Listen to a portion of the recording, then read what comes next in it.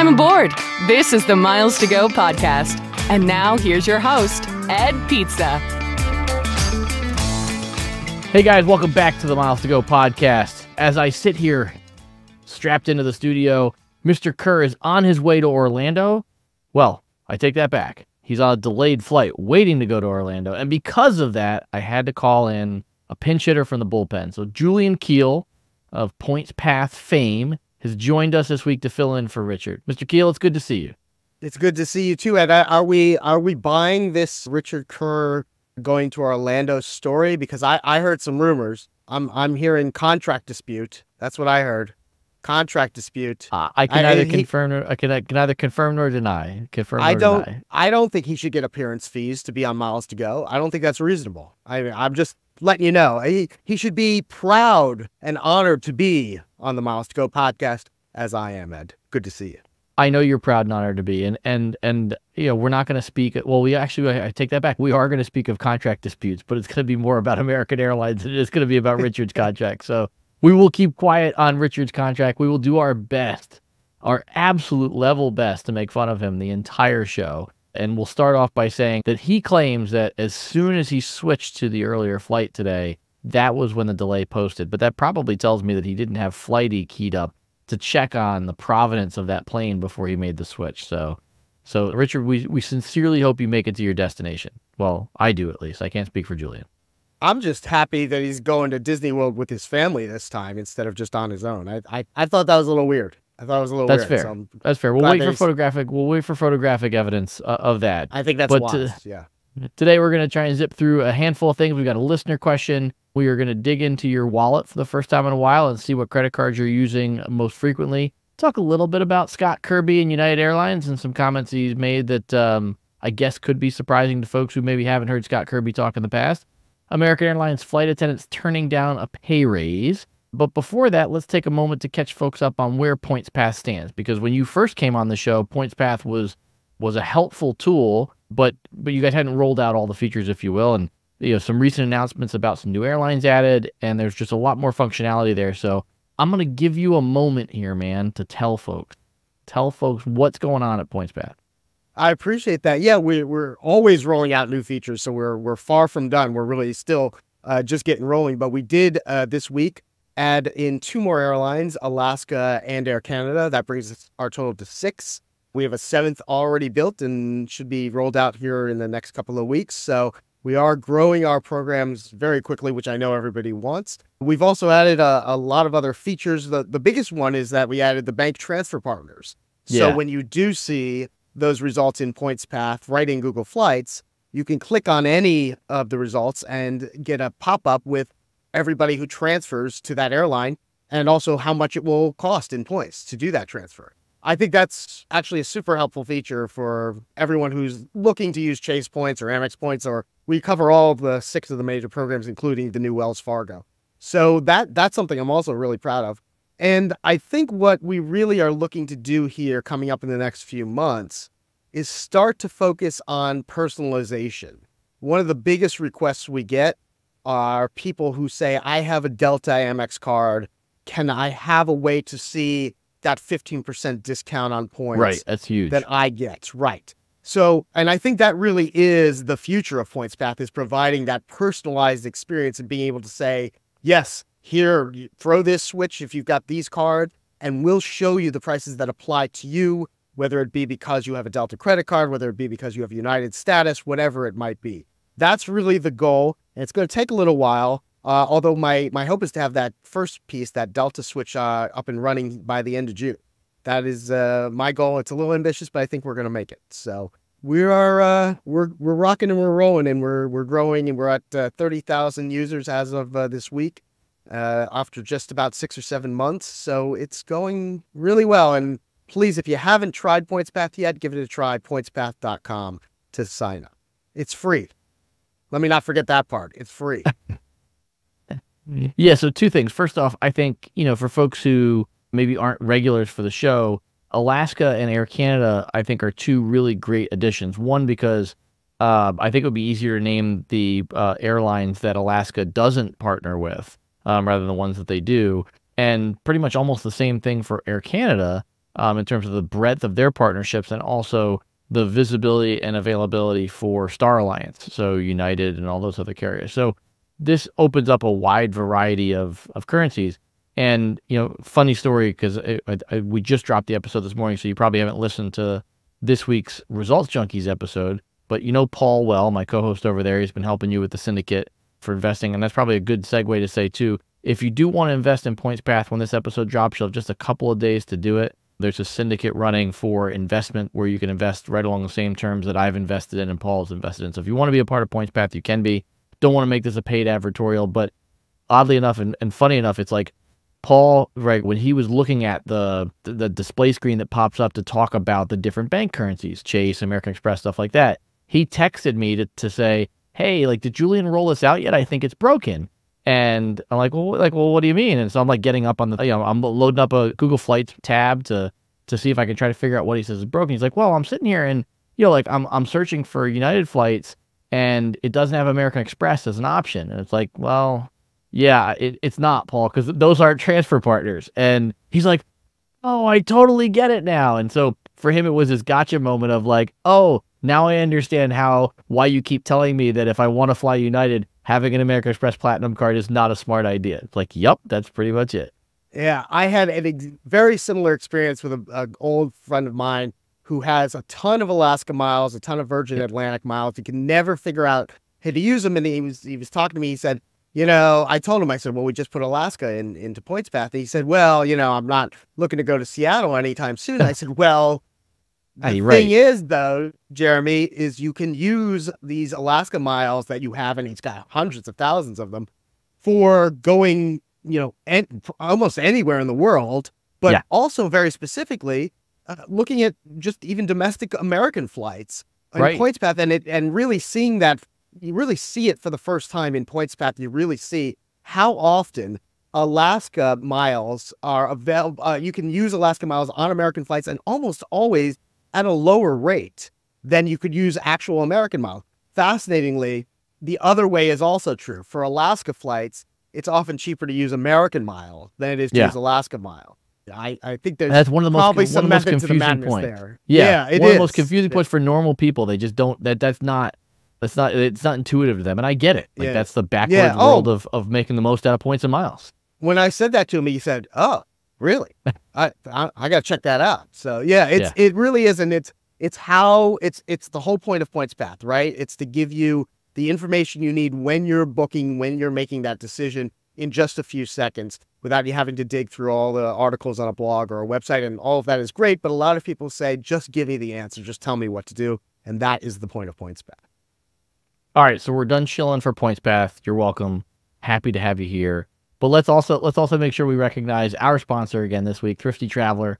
Code GO10 will get you $10 off an annual subscription. And this was, again, like I keep saying every week, like there are, these deals that keep popping up and like, wow, these are good deals. But every week there's something where I look at it and go like, wow, like that's a really solid deal. So summertime, 58,000 points each way in business class to Rome on ITA Airways is big. Coach for 38,000 round trip to Europe. Like I don't necessarily want to fly Coach to Europe, but if you're going to fly Coach, 38,000 miles round trip for a trip to Europe in the summertime. I mean, like those are really solid rates. And it really only takes one of those deals to pay for your annual subscription.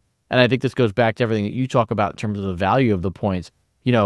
It's frequently the path forward is not the most straightforward path. So if we use, ITA Airways as an example, you're probably booking them with, some other currency. So like, for example, Virgin Atlantic points or Air France KLM Flying Blue. I can't talk today.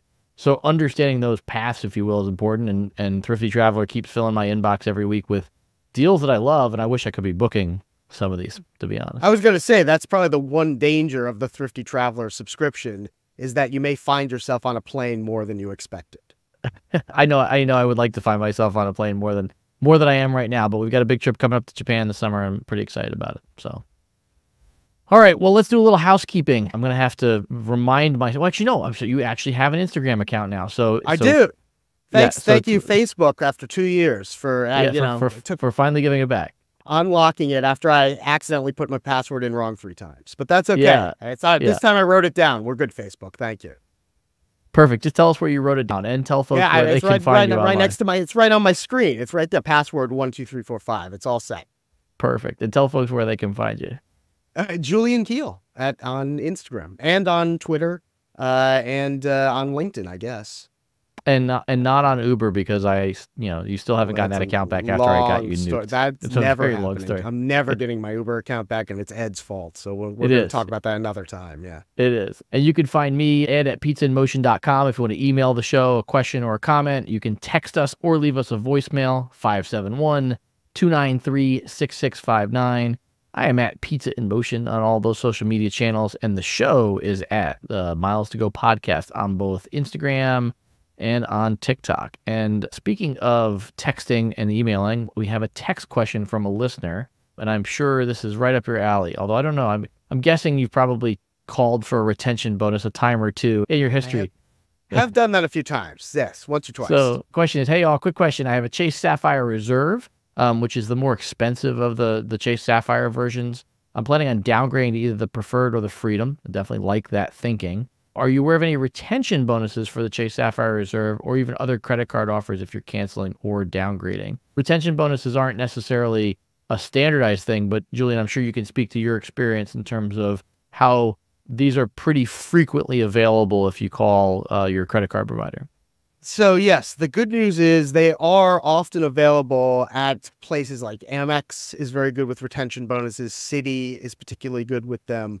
Unfortunately, Chase is not. Chase is fairly stingy in my experience and what I've seen over the years. So my guess is first of all, I always say it's worth a call. The worst that can happen is they'll say no.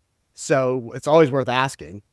But I would probably guess you probably won't, unless you're maybe a huge spender on that CSR.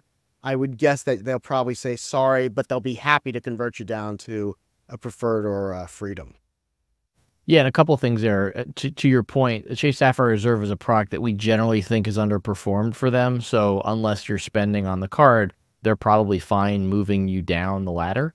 But also note, too, if you downgrade the card, you're missing the opportunity to get a sign-up bonus for the card. So each person, makes their own choice, but may be better to cancel the Chase Sapphire Reserve and wait and apply for a Freedom or a Preferred. Although remember, right, there's a 48-month rule on that covers both the Preferred and the Reserve, I believe, right? No, you can only have one or the other. That's what it is, right? Correct. You only have one or the other. But they could definitely apply for Freedom. Or Yes, actually, Freedom that Flex would probably be the one I would recommend more. And then you could get back into a premium card like a Sapphire Preferred further down the road. Yeah. You can also, while you're in that 48-month period, you can upgrade and downgrade and upgrade again. If you decide that you go to the Preferred and then you want to go back to the Reserve. Yeah. You can't do it every week, of course, but I'm saying that it doesn't mean once you're in the Preferred that you're locked in for years to come. You can go up and down as you want. So there's your answer there. If you guys have a question, text or email us. We're happy to answer those questions. If you do want to support the show, our version of Patreon is our Slack community. We got a bunch of channels there, all the major airline programs, hotels. We answer questions. I've got other travel experts like my buddy Julian there. We do have almost every week a happy hour via Zoom, so you can come join us for a meetup on the happy hour. And we do physical in-person meetups as well. We just got done with one here near my house in Virginia. Working on another one for the fall, and still trying to figure out where we're going to have that location. But for just a few bucks a month, you can support the show that way and help us boost this content to more folks around the world so they can come listen to Julian and I talk about all these wonderful travel things. And Richard's in that Slack community too. Let's not forget that. He is, but he's stuck in an airport somewhere. So what better time to get in on his phone and get in the Slack community? Richard, I hope you're listening. Open your phone. You would think if he was stuck in the airport, he would have joined us. I think it's a little disrespectful of him. But yeah, that's a good point. What am I doing here? Yeah, that's a very good point. Well, yes, what you're doing here is a very good question, and one that we're not going to be able to answer in the allotted time today. Definitely not. I told you, contract dispute. That's why he's not here. Right. So dating back to your days at the Points Guy, which I'm guessing probably would have been, trying to think, we probably would have sat down in like 2018 when you brought the Ziploc baggie.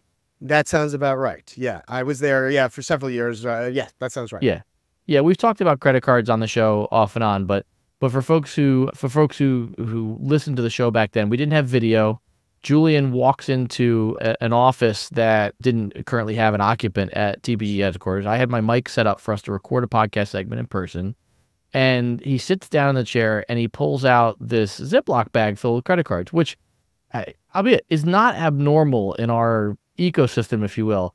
But it was like the oldest and dingiest Ziploc baggie I think I've seen anywhere. Given I don't cruise the streets of Baltimore looking to score drugs, so maybe there's uglier ones out there. But outside of something like that, I think your baggie was in pretty bad shape, man.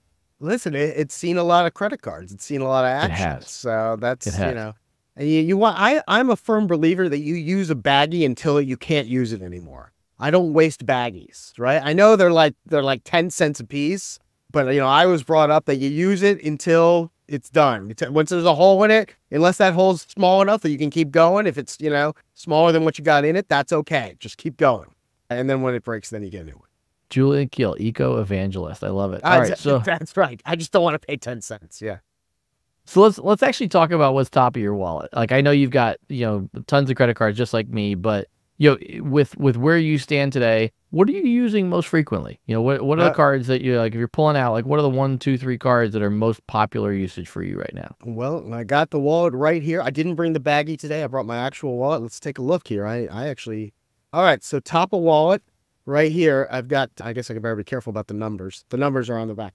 I got my... just so you know, this is a video podcast now. This is a video podcast now. It's not, this wasn't the same back then.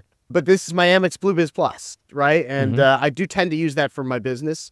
But 2x on everything for the first $50,000 spent each year, to me, that's a great deal for business. And it's very much a set it and forget it type of card.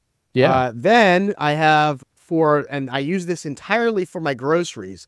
This is my Citi Custom Cash card.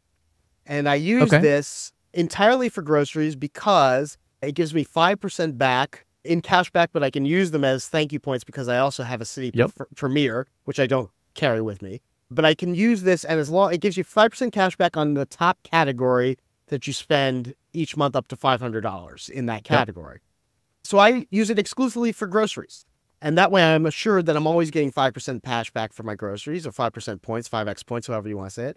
And that's just the one card I have to reach for groceries. And it's fairly straightforward. And so it's not quite set and forget, but it's pretty easy to remember that. And then, boy, Richard was here. Here it is. That's my belt card. He'd be happy. That's my belt He'd be card. so happy. Maybe he'll watch later. Yeah, I do use this for restaurant. And I know a lot of people might use an Amex Gold or something like that, or that earns a little bit more. But I use Bilt because it has no annual fee, and I don't want to pay $250 a year anymore for an Amex Gold, especially since I don't know if I mentioned I don't have an Uber account anymore, thanks to Ed Pizzarello. Yeah. Interesting. So that makes it difficult to use the credits. But even if I did, I don't think I would use it. I am on board with everyone else who is tired of the coupon book of Amex Gold and Platinum and all of them.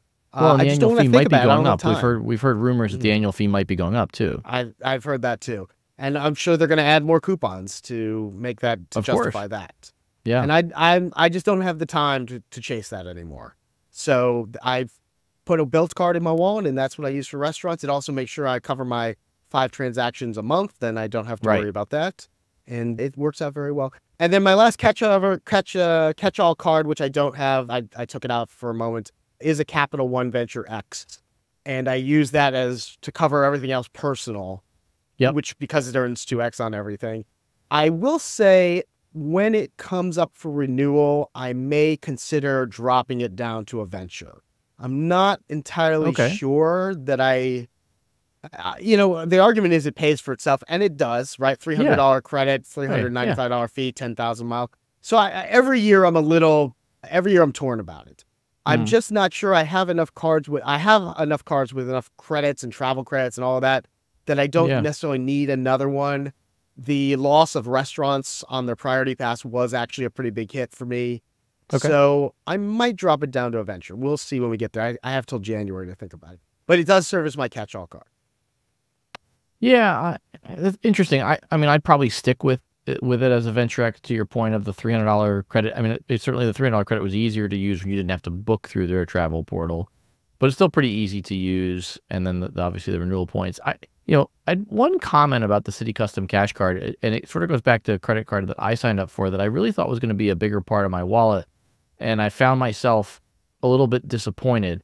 It's the Bank of America Customized Cash Card, and so I have, I have a bunch of, like that's where our money is, our bank accounts and our mortgage and all that stuff, investing. It's all with Bank of America, so we qualify for a higher rate on that card with their premium benefits, and so that card gives you 3% cash back in the category of your choice every quarter. And there's a handful of categories you can choose from.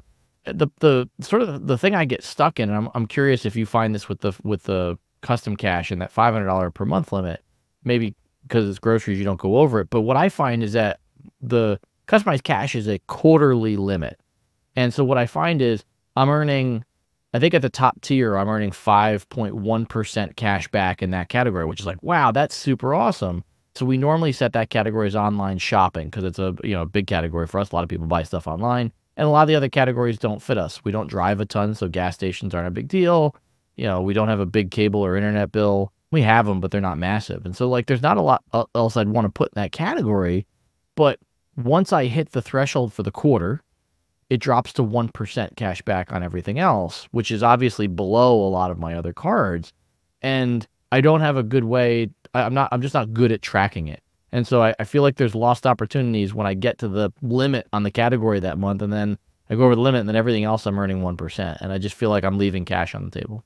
Yeah, I totally hear you on that. I am in a situation where, because I don't have a family, I don't generally go over $500 in groceries each month because it's just me. And despite the fact that, I eat a lot, I still tend to keep it under $500 a month. So I generally don't have to worry about it. But I agree with you, especially with a category like online shopping, it's a bit unpredictable, right? Yeah. Some months you might have a lot and some months you might not have any.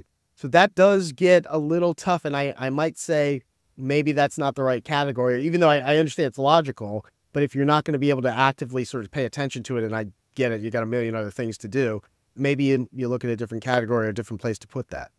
Yeah. Yeah, no, I've been stuck on it because, like I said, none of the other categories are really good categories for me. So I forget, what is is there an annual fee on Citi Custom Cash? There is not. Okay, No, so your opportunity costs are 0 on that if you happen to go over yet. It's just I mean, it drops to 1%, right. and I could theoretically get that 2 or 3 right. somewhere else. But again, very rarely do I go over that limit. And somebody with a family almost certainly would, but I don't have that issue. Right, and that's what I say. A lot of the categories that the card has, we either have almost no spending in them, or if you have too much spending in them. Where for you, it's like if it's a no annual fee card, then no opportunity cost. And what's happened with me is same thing with the customized cash. I'm not paying an annual fee on it, but also because I don't want that risk, I've stopped putting a lot of spending on it. So yep.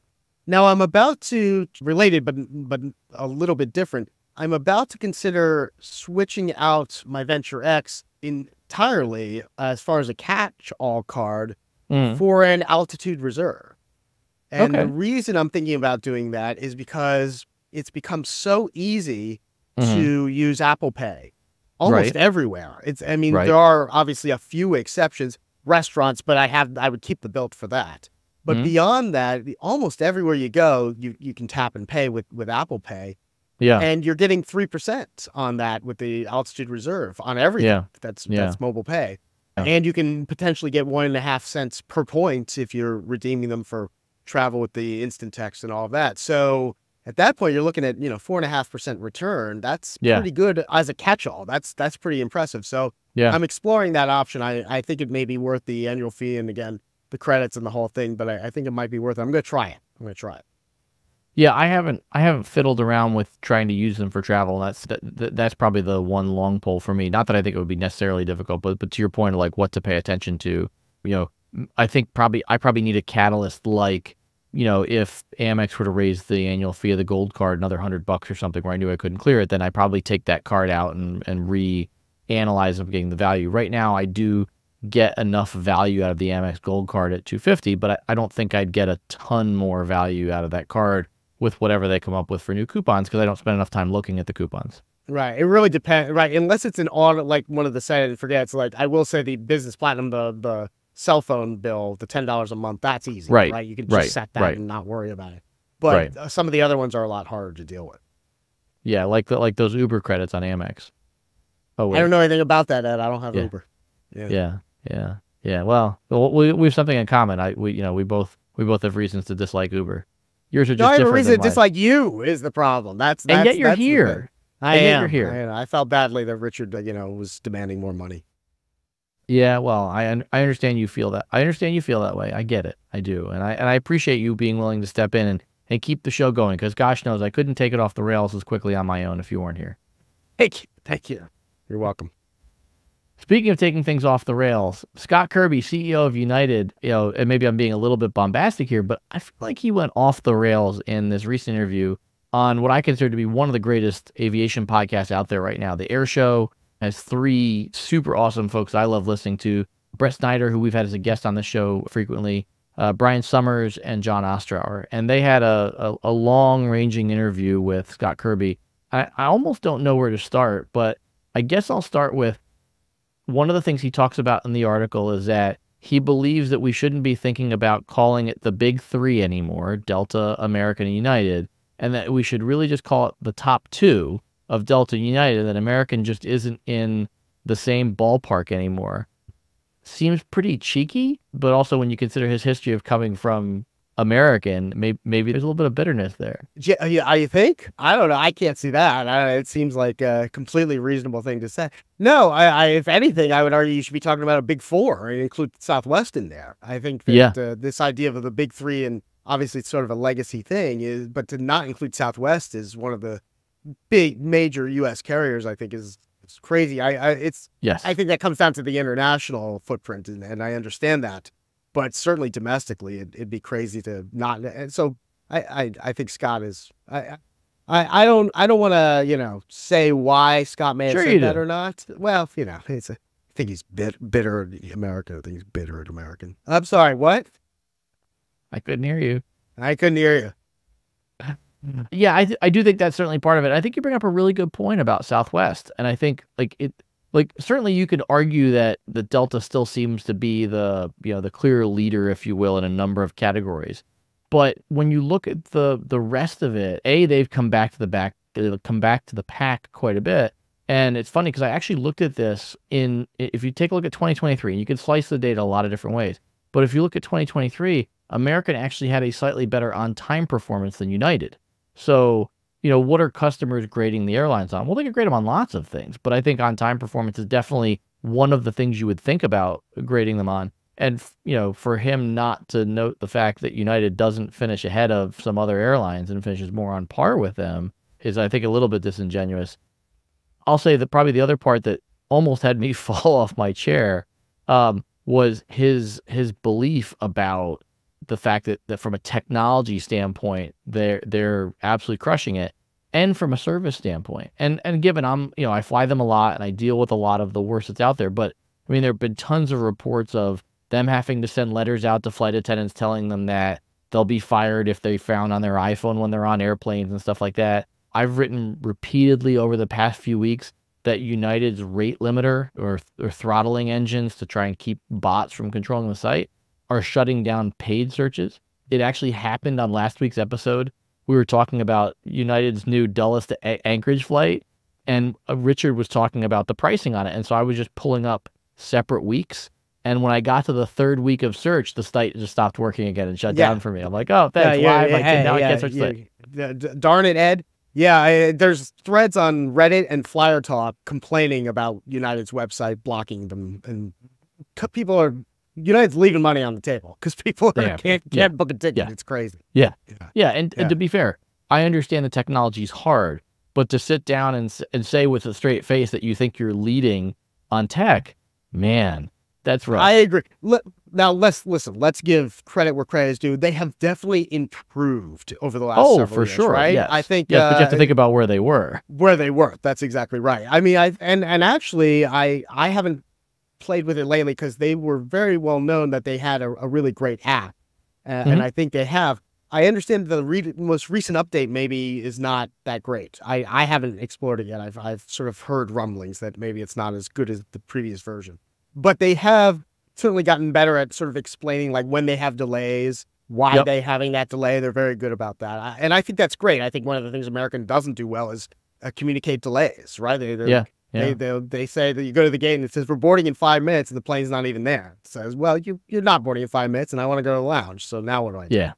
Yeah, I hear you on all that.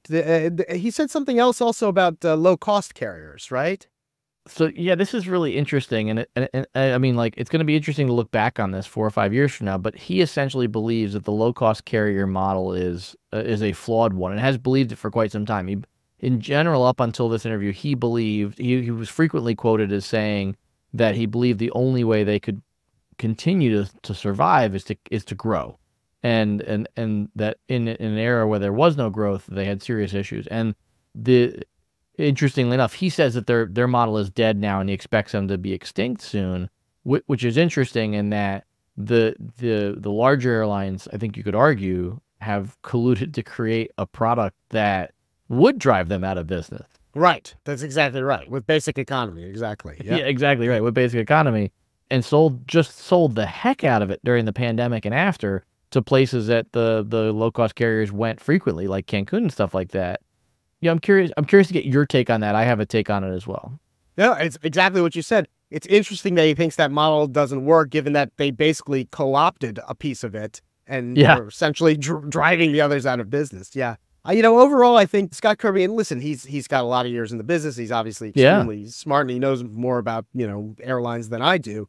But I am reminded of, you remember a couple of years back when Doug Parker announced that American was never going to lose money ever again. I was in the room when he said that. I was in the room when he said that. And we all started turning around looking at each other like, did he just say that? Right. And then literally they lost money like the next quarter or whatever it was. Well, that was when he made the stock bet too. He made a stock bet with one of the analysts. Yeah. So I would argue some of these CEOs should be careful. They're going out a little bit of a limb, that maybe they should step back a little bit. I think Scott Kirby's a good CEO, and he knows a lot, but I think that's going too far to say that model doesn't work or it's dead. Yes, it could use some tweaks. I think part of the issue, and he did allude to this, is those airlines have a reputation of not treating their customers well, which is different than having a lot of fees, having an unbundled product, right? Right. You can have an unbundled product, and then you can also have agents who communicate that well, who are pleasant about it. And Spirit is a reputation of maybe not having it. So I think that's a valid point, but that's just a training thing. That's a culture thing. And that can be fixed or done better at another company. Yeah, and I agree. Scott Kirby is a very smart guy. I'd say a few things. First off, United has, United's on-time performance has come back to the pack a little bit, while airlines like Frontier and Spirit have improved. And there's no question, United still has a noticeably better on-time performance than Spirit and Frontier, and they also have more ability at times to pick up the slack, if you will, because they fly a destination, generally speaking, more times than Spirit or Frontier might fly it in a given day. But where there used to be a 20 or a 25-point gap in on-time arrival percentage between those airlines, it's now more like a 10-point gap. 10 points still significant, but a lot closer. Two other things I'd say first. On this model in the pandemic, where like they were just dumping tons of capacity into places like Cancun, well, I see two things happening. One, they're starting to put more of those wide bodies that used to go to Cancun to other places overseas internationally. So by definition, they're reducing the amount of time that they're competing with Spirit and Frontier. They're putting less cheap seats into those markets, which should give Spirit and Frontier the ability to succeed a bit. On top of that, with Boeing slowing down the number of planes that they're producing over the next X number of months, United has telegraphed that that's going to slow their growth. When they're getting new planes, I don't think they're necessarily dumping the next one on Cancun. I think they're trying to find a higher revenue route for it. And I think that provides some opportunities for Spirit and Frontier. I agree. I would not count them out just yet. And look, Spirit and Frontier are obviously aware of the issue. They're aware that they have a problem. They've been both of them have made significant changes to their model in just the last couple of months, as far as change fees and all of that. So, if these were two companies that were, oblivious to the problem or had their heads buried in the sand, then I think Scott Kirby might have a point. But these are companies that are trying to be nimble and trying to change their situation. So I wouldn't count them out. Yeah, and then on the app, what I would say, having played around with the new version, I think a handful of things for folks to think about. First off, they made some of the customer flow stuff a little bit harder. There's 2 extra clicks if you want to download your boarding pass to Apple Wallet, which is obviously a pretty popular thing for travelers. The app itself, I think, is certainly a better experience overall than the website right now, for sure, from a stability standpoint. But I've been talking with some other people as well, and one of the things that we're finding is that the app has different pricing than the website at times, and this is sort of a newer phenomenon. We're hypothesizing on why that is, but be that as it may, maybe this doesn't affect the casual traveler because either A, they don't know it, or B, they don't have the time to search. But now that I know it, now I'm always searching on both places because I want to get the best deal. And so knowing that the app and the website are not coordinated on pricing all the time is actually costing me more time because now I'm searching in both places. That's fascinating. I had not heard that. Is it cash and points or just the cash piece? So far, I've only seen it in cash. And part of it seems to have to do with fare buckets. There's some talk out there that maybe it has to do with the fact that the website is pulling its inventory from ITA as opposed to from the internal system shares. So, and I'm not an expert on that stuff. That's coming from some other folks that I know who know more about it than I do. But I've definitely seen the inconsistency. I've had 2 tickets that I've booked in the past handful of weeks where these were single segment flights, not married segment, where the airline, the website showed that a specific fare bucket was at 0. So for example, I had one flight recently, it showed L0, and I was able to book 3 seats in the L bucket. And I thought maybe it was just a glitch, and I happened to have somebody from Global Services on the phone with me, and she said, I'm seeing the same thing. And the same thing happened a few days later where the bucket was showing as empty, but the system was selling inventory into the bucket. So just some oddities there that I think, hopefully will get worked out. But I'd say for folks right now, I think the app is greatly improved, but I still think it's a work in progress. Yeah, that's fascinating because it'd be one thing if they were doing that as a business decision where they were having, pricing in different in the app versus the website. But yeah, it sounds like it's just a technical thing, and that they should get that fixed. I would agree that fixing your website so customers can buy tickets for the right prices is probably pretty high up there for an airline. It should. I'd put it like top 3. I'd make that top three. I definitely think it's. I would agree with you. I definitely think it's people top 3. Giving me money. I would put it in my top 3 as a business up. Yeah. Man, you keep saying that you're not a big fan of podcasts, but you make the segues so good. So if you're talking about people giving you money, let's just say that I were to agree to give you 17% more money to appear on this podcast than I usually give you. And I don't have to do anything else for it? You don't have to do anything else for it. Wow. I would grab that, Ed. That sounds like a terrific deal. So that's exactly what American Airlines did to their flight attendants. So for folks with backstory, the flight attendants seem to be getting close to the ability to strike, which is very hard to do in the U.S. nowadays for an airline. But as they're getting very close to it with the mediation board, the airline, in probably a bit of a panic, came out and said, look, we're just going to give you a 17% pay raise. They had some changes in work rules as well that were all beneficial for the employees. We'll keep negotiating. We're not taking anything else off the table. Here's a pay raise, and here's better work rules for you. And the flight attendant union board said no. Yeah, I'm not on a union board, nor am I a flight attendant, but I think I would have said yes. You think so? Well, what I would have done, and again, I'm not an expert at this, but it seems that by taking that deal, they were not closing off, continuing to negotiate a new contract, correct? No, the counter argument that the argument that the board has noted is that they believe that by taking the raise, it reduces the chance that the mediation board will release them to strike. And that I get. And if they think that is their leverage, okay. And neither you nor I can know what the inner workings of that board is right now or which way they're leaning. Clearly, American and the union have some inclination, but you and I don't. Putting that aside, because my answer would be, again, not including that factor, why not take the raise, tell your flight attendants, tell your members, take this money and store it away because we're going to strike and you're going to live on this while we're on strike. Why wouldn't you do that? If you are giving up the potential leverage of being able to strike, then yes, okay, that's a factor. I don't know, though, do they know that or they're just guessing? Is it an educated guess? Or does it really come down to that the union didn't like that American kind of went around their union board and directly to their members and spoke directly to them, and therefore they're just coming up with a reason to say no? Yeah, I think that's the case. I think that's definitely part of it for sure. I think the other part of it is an educated guess on their part that this would make it harder to get the mediation board to release them to strike. I mean, I think Bill Clinton was president the last time we had an actual strike, right? It's been decades. Yeah. 30 I don't know, years? but Yeah, something so like it's that. Yeah. yeah, so yeah, it's been a long time, and I think so. I agree. And with they've been everything working you on said. this. They've been working on this contract for a long time, right? This is like a contract that I think they first signed in 2015. It hasn't been really renewed, correct? Yeah, something like that, and they haven't had a Something pay like that. raise under it in like Yeah. 5 years. So Right. what I will say is that I agree with everything you said. I would add one other detail, and this is, call it like we're probably gonna now. Here comes the anti-union hate mail. But I just think like if the goal is to represent your members in the best way possible, then let them vote on it. That's a valid point. Yeah. Yeah. And if why their not? decision, if the flight attendants themselves, the ones that are going to take the biggest hit if they stop getting paid, all say, you know what, we don't want the pay raise yet. We want to continue to negotiate. Hey, like that's the role of the union board. I think that not allowing the members to speak in this instance is going to come back to bite them. That's my guess.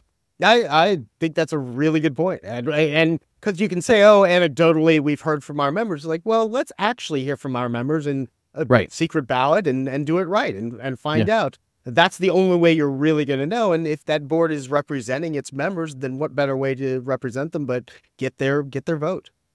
Yep. No, I agree.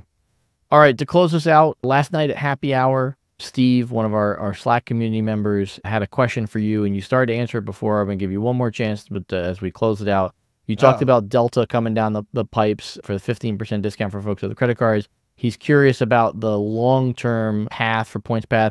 Anything else you can talk about that you're dreaming about putting into the product? Things that are on the roadmap. Anything you could do if we, as our buddy Gary Leff would say, if we lift up the kimono. Yeah, sure. It does go back to what I was saying, that I think the future of PointsPath is about personalization. It's about providing a PointsPath experience to you, Ed, that is different than, Richard, that is different from Steve, that is different for each person who uses. One of the things, and PointsPath, I always say, is designed for the regular person, right? There's a lot of other search tools like PointMe and PointsYeah and Roam, and they're all great. I use them too. But I do feel Seats.Arrow, like Seats.Arrow, that's a great one too. But I do feel like a lot of those are for people who already really know what they're doing when you get there. Yep. PointsPath is for somebody who doesn't necessarily know what they're doing and just wants the answer without having to dive into it all. And so one of the things that goes towards that is that personalization aspect. And that also involves having the ability to turn things off. As you know, frequent flyer miles are very complicated, right? There's a million different ways to look at things and the different aspects and different little loopholes. And somebody who, say, doesn't have Alaska miles, we just put Alaska in, and doesn't have a built card, so they can't transfer to Alaska, so they don't have Alaska miles. So for them to have PointsPath showing that, hey, you can get this American flight with Alaska miles for cheaper, that's not helpful. In fact, if anything, that blocks the information they want to know if they want to know how to get there on American miles. So we already have in there, you can turn off Alaska. Not Alaska flights, which you could do in Google Flights if you don't want to see Alaska flights. Sure. But you can see Alaska flights, but turn off PointsPath's Alaska miles search. You just go up into the extension settings, and all of our airlines are there with little switches, and you turn off what you don't need. And so again, giving you the experience that you want, that really just applies to you. Now that's a very simple thing that I just mentioned that's already exists, but the more we get into this, the more we're realizing that we can automate a lot of this, especially because we are a browser extension. Rather than having eventually a switch that you've turned on because you're a Delta Amex card holder, we'll already know that you're a Delta Amex card holder because we're there in the browser with you. And when you go to delta.com and you're logged in, we can see that you're a Delta Amex card number. So we already set that for you. So you don't even have to think about it. You're already getting the results that are right for you when you're using PointsPath without having to do anything. That is really the long-term goal, is to be able to provide a personalized booking experience, and not just on the point side, but eventually on the cash side as well, so that we can really give you the itinerary and the results that you need. And we know what you're looking for before you even show up. You're not just showing up to Expedia and it's a blank page and you start filling in your cities. We already know. We already have an idea of what you want, of what you're looking for. We already know who you are and what points you have and what status you have. And so we can give you the results that are relevant to you. One of the things I always point out, even the airlines themselves don't show you which flights you can actually afford with the points you have, which is crazy to me. Like, it's fine to show all the results, but why wouldn't you flag the ones that say, hey, these you got the points for, or the miles? Why wouldn't you do that? That's something we want to be able to do. Show all the results, but the ones with a green dot, you've already got the miles for. Or the ones with a yellow dot, you could use your miles and get this credit card and then have enough points for it. So again, it's about that personalized experience. That is the long-term goal of PointsPath, is to make it right for you as an individual user.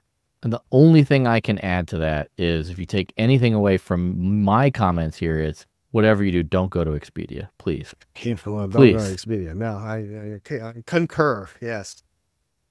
So I think a nice segue again, Mr. Keel. I don't think we've done quite enough to make fun of Richard. And I did just check on Flighty. It does appear he's in the air, if he did actually in fact get on the plane. So I do think he's on his way to Orlando as we speak. But I'm thinking, at a bare minimum, I feel like I need one of those, like that deep rumbly, get a Bilt card, Oh, yeah, that you do your Richard impersonation. So if you could do that for me to close us out, it would make me feel warm and fuzzy. He's sitting on that plane right now, and the flight attendant's coming. Can I get you?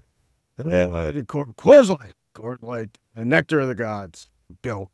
Yeah, right. Atlanta Braves. Right. Yeah, that's that. I don't feel we're really missing much. Well, you've done an able job filling in for him. We're going to have you back in a few weeks to talk a little bit about the math that you're seeing on the backside of PointsPath, but that's all the shilling that we're doing for today, my friend. Yeah, no, we've done plenty. I appreciate you having me on. I'm glad we were able to talk about things other than PointsPath as well. So so tell me, what any trips coming up that you got planned? I have a wedding in Italy, not my own, let's be clear. I have a wedding. My nephew is getting married in Italy, so we're going to that. So that'll be fun. Awesome. And then beyond that, I will be actually, as you know, at Collision in Toronto. Yeah. We have been fortunate enough to be invited to participate in their pitch competition. Only 70 startups out of something like 1,500 were invited to participate, and we were one of them. So very excited about that. Looking forward to that.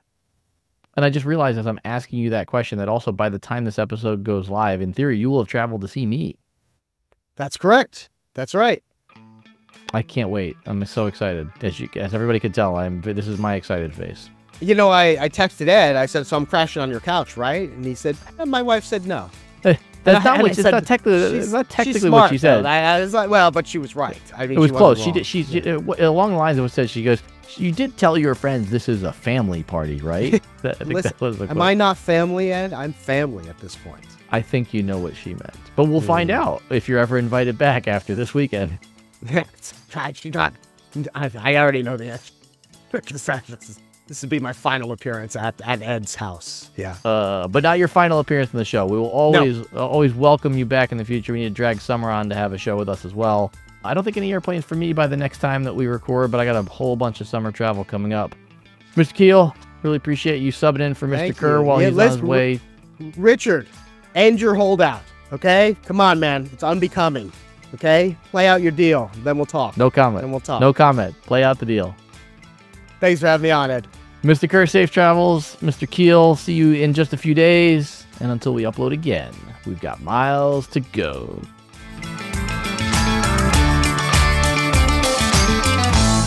Ooh.